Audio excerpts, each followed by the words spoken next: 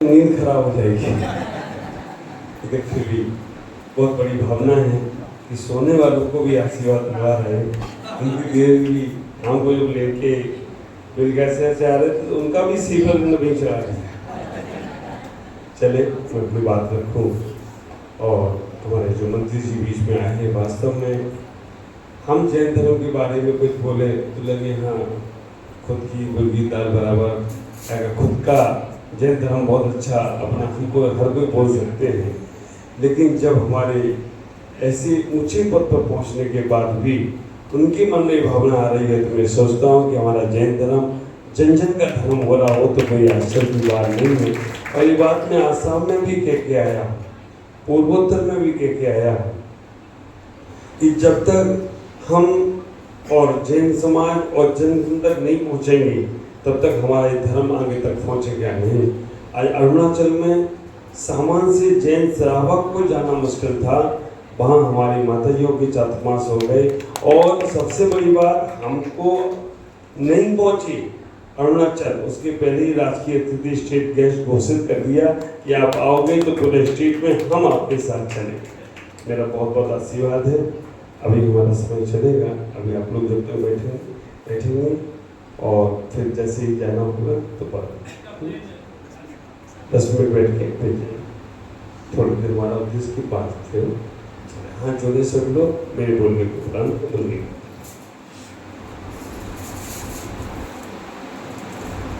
ओम नमो अरिहंताणम, ओम नमो अरिहंताणम, ओम नमो श्री सिद्धाणम, ओम नमो श्री सिद्धाणम, ओम नमो वायरियाणम, ओम नमो वायरियाणम, ओम नमो वच्छायाणम, ओम नमो वच्छायाणम, नमो लोए सब साहुणा, नमो लोए सब साहुणा, नमो लोए सब साहुणा, नमो लोए सब साहुणा।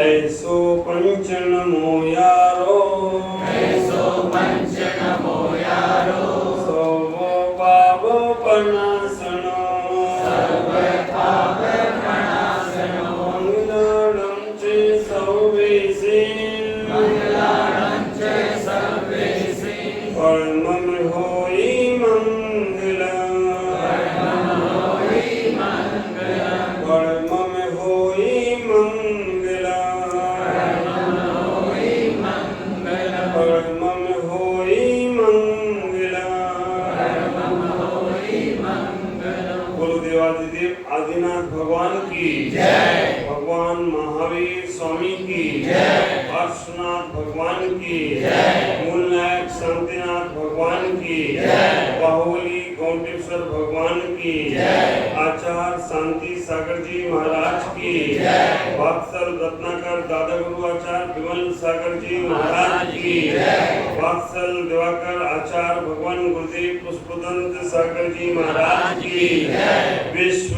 धर्म की जय, अहिंसा में परमो धर्म की जय, आचार्य प्रमुख सागर जी महाराज की जय, समस्त संघ की जय।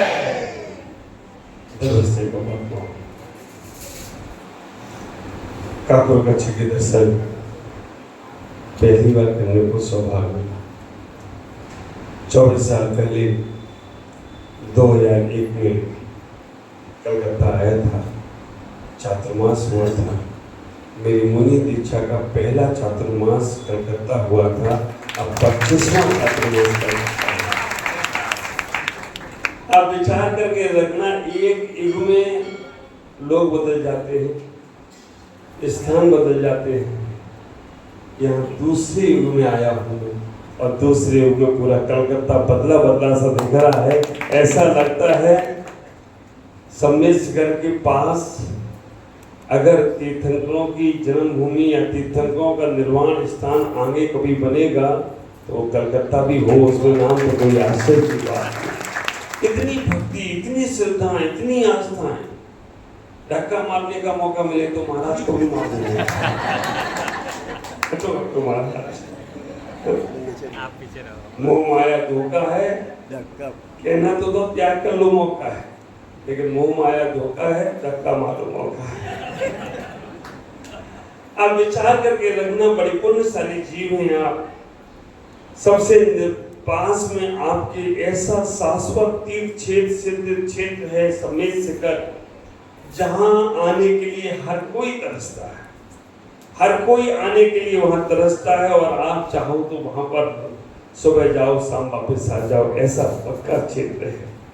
और मेरे आचार्य ने कहा है, सिद्ध क्षेत्रों के आसपास 144 किलोमीटर तक जो लोग जन्म ले लेते हैं, संभवतः वो लोग भव्य होते हैं और आज नहीं तो कभी निर्वाण को जरूर प्राप्त होंगे, क्योंकि जो सिद्ध क्षेत्र के पास जन्म लेते हैं और रहने का प्रयास करते हैं। आप लोगों के जीवन के उस पुण्य को धन्यवाद देना, दूसरे नहीं, आप अपने उस पुण्य को अच्छा मानना।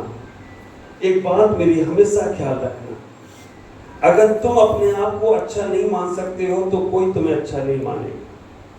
तुम अपने बारे में अपनी प्रशंसा नहीं कर सकते हो कि मैंने कुछ अच्छा किया, तो दूसरा कोई नहीं करेगा। पहले अपने आप को अच्छा बनाने का प्रयास करो। जो लोग अपनी नजरों में अपने आप को अच्छा समझते हैं, समझ के रखना वो दूसरों की नजर में भी अच्छे होते हैं। दिल से समझना, दूसरे तुम्हें अच्छा माने ये महत्वपूर्ण नहीं है। कभी अपने अंदर के गिरेबान में झांक कर देखना, तुम किस मामले में अच्छे हो। अगर तुम धर्म, पूजा पाठ, सेवा, दान धर्म, व्रत, नियम, संयम पालन करते हो, तुम्हें लगता है कि हमने अच्छा कार्य किया है, तो समझ के रखना एक दिन तुम सारी दुनिया में अच्छे हो जाओगे। जिसके पास स्वयं के लिए अच्छा होने का साधन नहीं है, वो दूसरों की नजर में कभी अच्छा हो नहीं सकता। हमारे तीर्थंकर भगवान महावीर, उनकी एक ही संदेश है, जियो और जीने दो, लिव एंड लेट लिव। लेकिन जब मैं यहाँ कलकत्ता बंगाल पहली बार आया था, तब इस नारे को मैंने कुछ अलग तरीके से सुना। भगवान महावीर अमरवाणी बेचे थाकुन वास्ते दे। मेरे को लगा कि ये कह रहे हैं भगवान महावीर की अमरवाणी है, बेचो, रखो मत अपने पास, बेच दो। बेचे थाकुन वास्ते दे। साधु महाराज चाबी कोटाए, हटे हटे कॉल कटाए। हम कटाने जा रहे हैं। और ऐसे ऐसे हमको तो मालूम नहीं थी बंगाली। बोले जैन साधु देखे नहीं, जैन साधु देखे नहीं, त्याग करना सीखे नहीं। जैन साधु देखो मत, त्याग करना सीखो मत। और बाद में मालूम पड़ा इसका। मैं आपसे इतना ही कहना चाहता हूँ कि हमारा जो जैन धर्म नहीं है, वैज्ञानिक धर्म। एक ऐसा जन का धर्म है कि हम सब लोग बिना उसके जी नहीं सकते। अहिंसा की बात अगर कहीं कर दी जाए तो समझ में आता है लोगों को कि ये जैन का नारा है। और मैं कहता हूं कि अहिंसा कहा जाए, रहम कहा जाए, प्यार प्रेम कहा जाए, मोहम्मद कहा जाए, करुणा कहा जाए, कुछ भी कहे, दया कहें, दया का रूप अहिंसा का रूप ही दया है। रहम अहिंसा का ही रूप है, प्रेम अहिंसा का ही रूप है, करुणा अहिंसा का ही रूप है। आप विचार करके रखना, अहिंसा शब्द को हर धर्म ने स्वीकार किया। अगर आप विचार करें, अहिंसा धर्म को हर धर्म ने स्वीकार किया है। अहिंसा की बात जन जन की बात है। अहिंसा पर वो धर्म हम लोग बोलते हैं। आप ख्याल करो, इसी को मर्यादा भी कहा गया।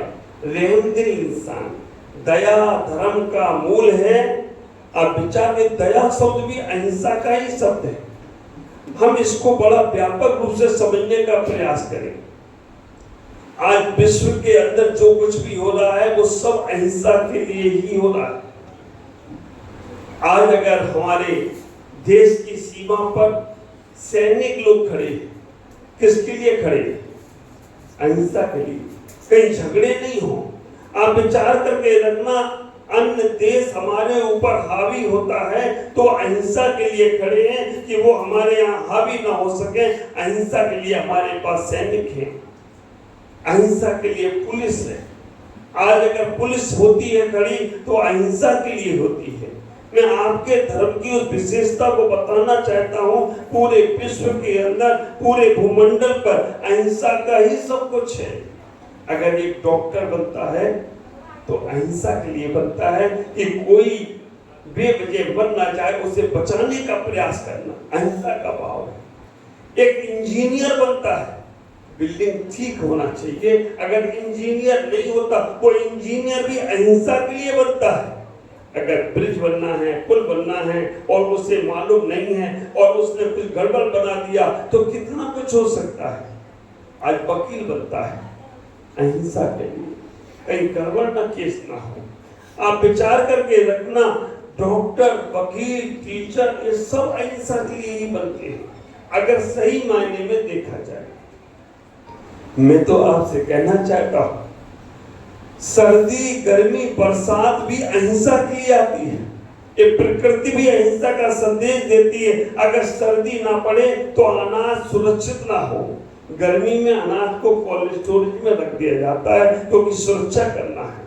गर्मी ना पड़े तो आप विचार करके रखना, अनाज पकेगा नहीं, वो भी अहिंसा के लिए है। और बरसात ना हो तो अनाज उगेगा नहीं, और अनाज हमारे पास नहीं होगा तो फिर हम कैसे खाएंगे, क्या खाएंगे? तो अहिंसा के लिए ही सर्दी, गर्मी, बरसात आती है। और आपकी गाड़ी में जो ब्रेक लगा है ना, काय के लिए लगा है? आप विचार करके रखना, आपकी गाड़ी में जो ब्रेक लगा है वो भी अहिंसा के लिए ही लगा है, क्योंकि अगर ब्रेक नहीं होता तो एक्सीडेंट हो जाता, तो सब कुछ गड़बड़ हो जाता। विचार करना, हम इतने व्यापक धर्म को समझते हैं, इतने वैज्ञानिक युग को समझने का प्रयास करते हैं, इतने वैज्ञानिक युग में हम जीवन जीने का प्रयास करते हैं। इस वैज्ञानिक युग में धर्म को विज्ञान से जोड़ दिया गया। अनछना पानी हमें पीठ नहीं करना, ख्याल करके रखना।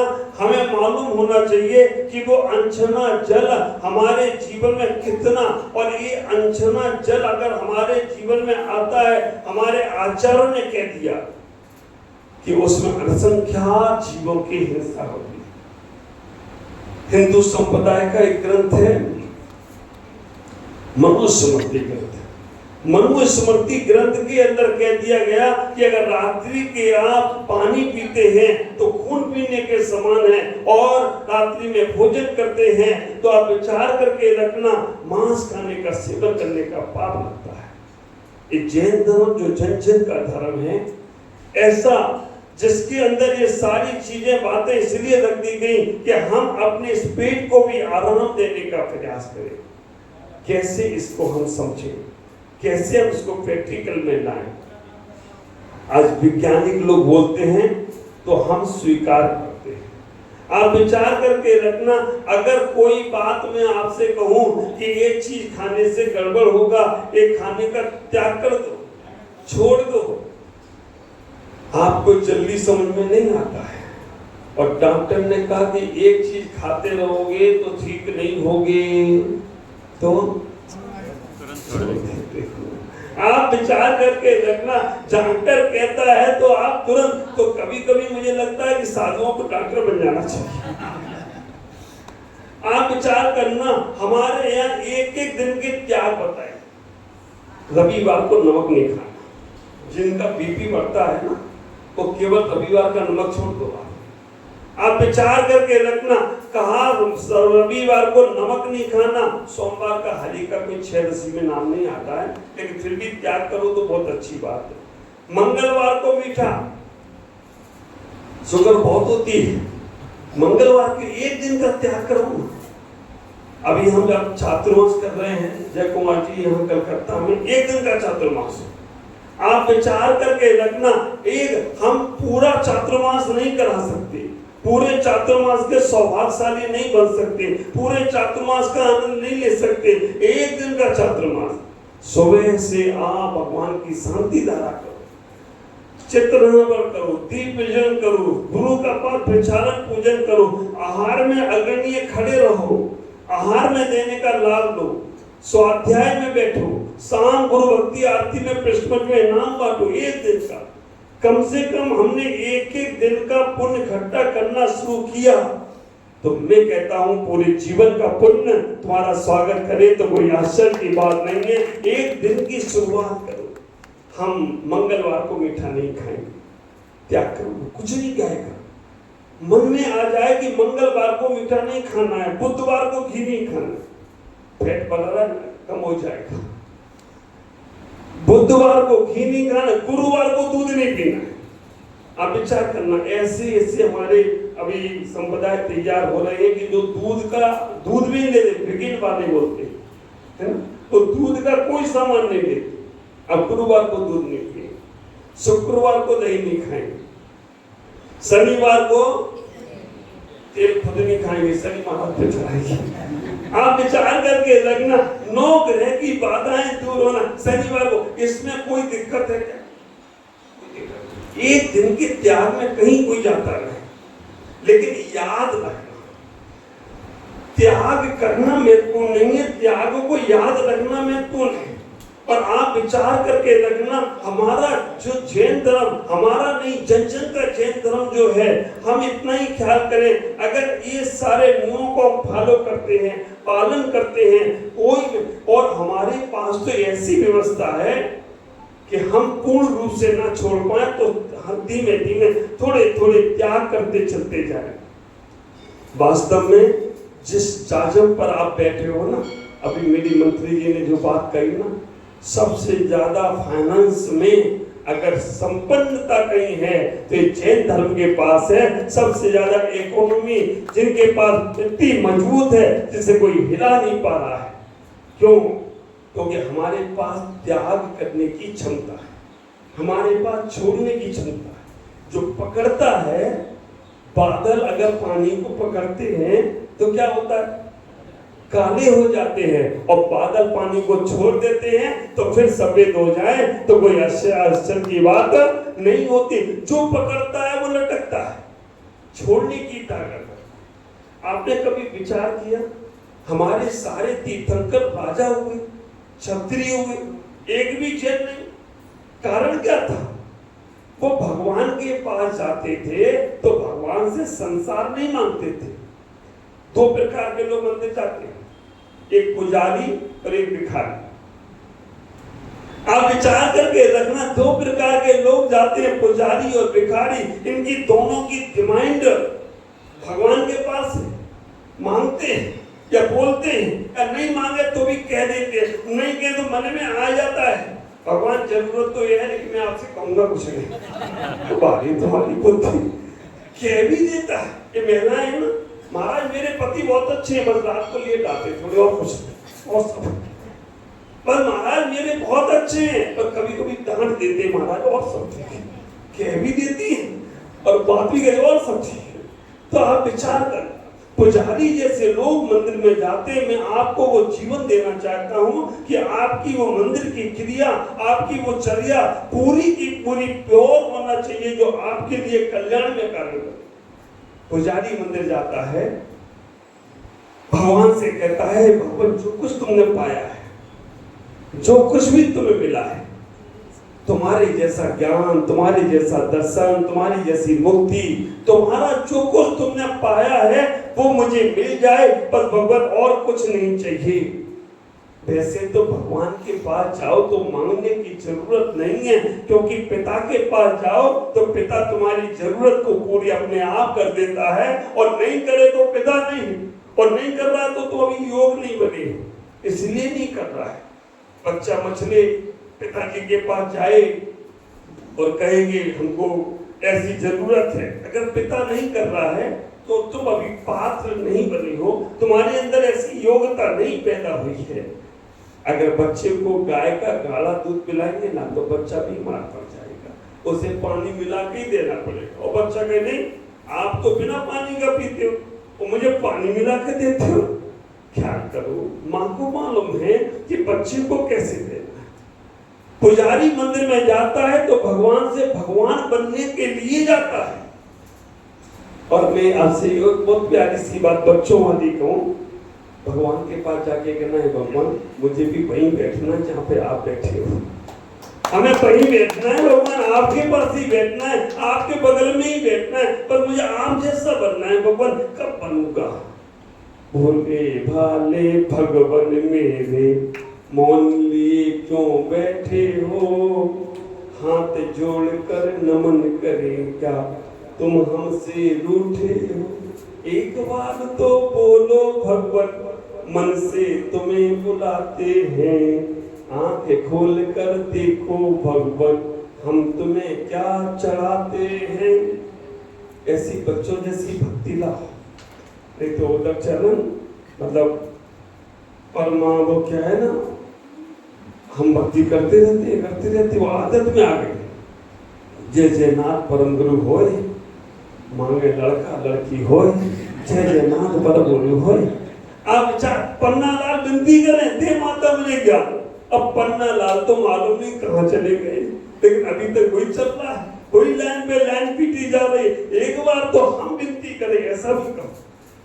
पुजारी मंदिर में जाता है तो कुछ संसार की चीजें नहीं मांगता है, संसार नहीं चाहिए उसे, भगवान के गुण चाहिए। और एक बार भगवान के गुणों की प्राप्ति हो गई, संसार तो तुम्हारे चरणों में अपने आप आने लग जाएगा। भिखारी जाता है तो क्या कहता है, हे भगवान जो तुमने छोड़ दिया, जो छोड़ा, बीवी बच्चे मेहर घर परिवार वो हमें सब मिल जाए, और देने वाले नहीं है भगवान। अभी भी मूलाचार का स्वाध्याय चल रहा है। मूलाचार के स्वाध्याय में आया कि वीतरागी भगवान कभी भी वो चीजें नहीं देंगे, और देने लग गए तो वो वीतरागी नहीं रहेंगे।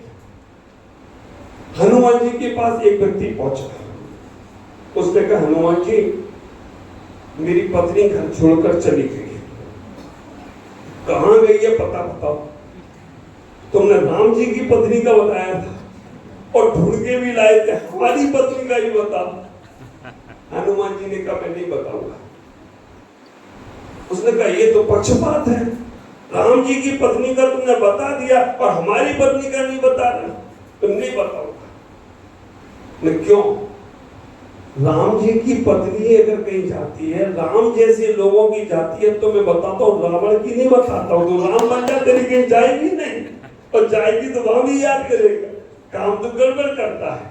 तो आप विचार करना, हम अपने जीवन में परमात्मा के पास कभी जाओ मांगने की जरूरत नहीं है, सब मिलने वाला है।